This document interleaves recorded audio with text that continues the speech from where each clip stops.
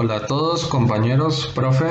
Soy Ariel Gerardo Bañuelo Sánchez y voy a hablarles acerca de los movimientos indígenas en México.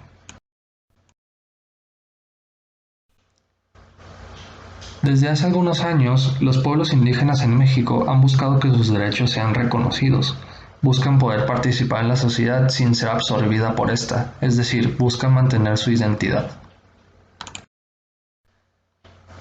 La semilla de todos los movimientos indígenas a lo largo de la historia fue la represión que sufrieron los pueblos indígenas cuando los españoles los conquistaron y formaron el virreinato en México y distintas partes de lo que hoy es Latinoamérica.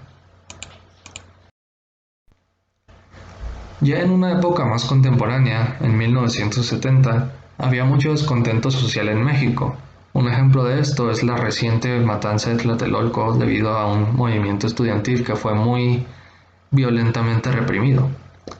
En busca de calmar este descontento social, el gobierno federal lanzó distintos movimientos a favor de los derechos indígenas, entre muchas comillas, puesto que en verdad solo buscaban eso, calmar el descontento social, y no representaban para nada intereses de los pueblos indígenas.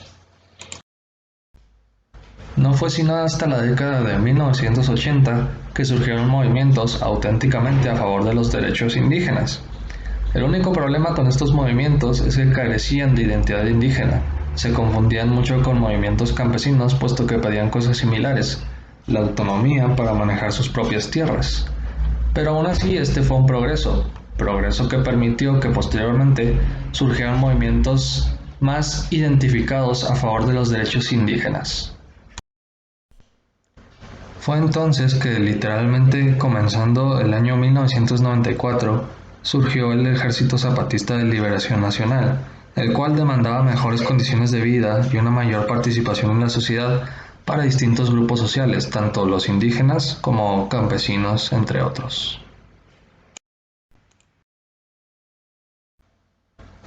El panorama entonces se dividió en el ejército zapatista, que era más radical, y las organizaciones civiles, que eran más moderadas y buscaban un diálogo con el gobierno.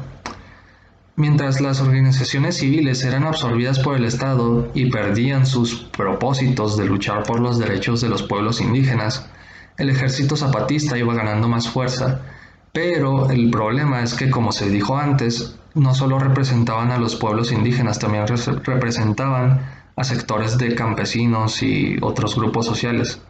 De modo que, aunque el ejército iba ganando fuerza, el movimiento indígena en general iba perdiendo cada vez más y más fuerza.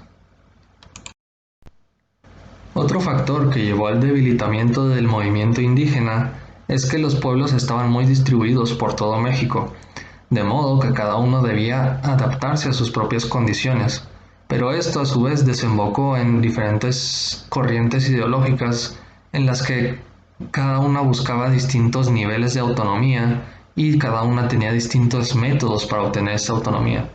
De ese modo se fueron separando y no fueron capaces de reconciliarse.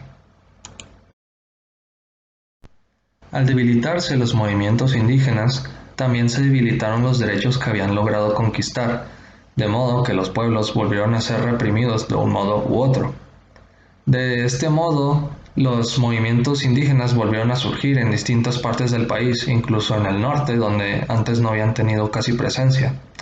Estos nuevos movimientos se volvieron un poco más extremistas, de modo que el gobierno tuvo que ejercer aún más presión para que no representaran un problema. Y para solucionar este problema, los nuevos movimientos se refugiaron en los derechos humanos, apelando a que no estaban siendo cumplidos por el gobierno, y lo acusaron con distintas entidades internacionales, por ejemplo, la ONU.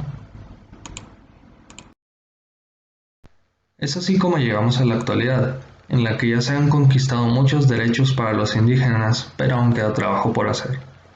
Nuestra sociedad debería intentar incorporarlos más, puesto que de ellos podríamos aprender valores como el respeto por la naturaleza, la solidaridad o el trabajo, valores que sin duda nos llevarán hacia un futuro mejor.